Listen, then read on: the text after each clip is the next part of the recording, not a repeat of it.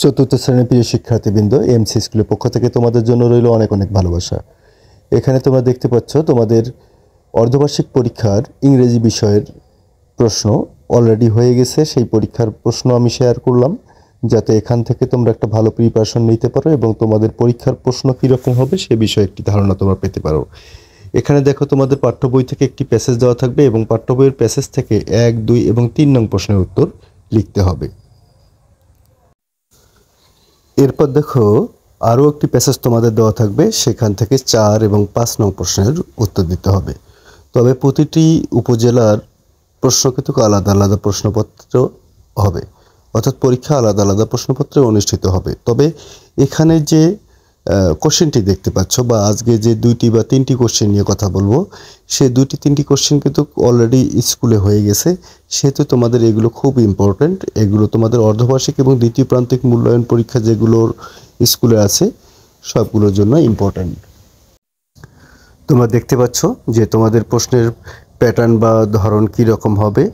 এখান থেকে তোমরা একটা ভালো আইডিয়া নিতে পারো যে কী রকম ধরনের পরীক্ষার প্রশ্ন হবে তোমাদের। আমি শুধু সেটাই করলাম। এখানে দেখো আরও একটি প্রশ্ন, স্কুলে প্রশ্ন, সেম প্রশ্ন, কিন্তু এখানে শুধু প্রশ্নগুলো পরিবর্তন আছে, কিন্তু এখানে প্যাসেজটি কিন্তু একই।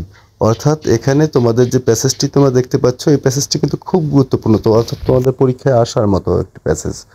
হ্যাঁ, এখানে দেখো একই ধরনের ক্যাটাগরি, তবে একটু পরিবর্তন আছে প্রশ্নগুলো। তোমরা দেখে নিও প্রশ্নগুলো কীরকম পরিবর্তন, এবং আমি মনে করি যে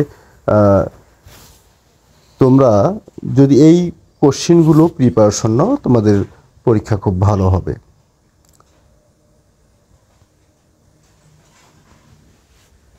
এই হচ্ছে তোমাদের চতুর্থ শ্রেণীর অর্ধবার্ষিক পরীক্ষা, সেই অর্ধবার্ষিক পরীক্ষার প্রশ্নপত্র।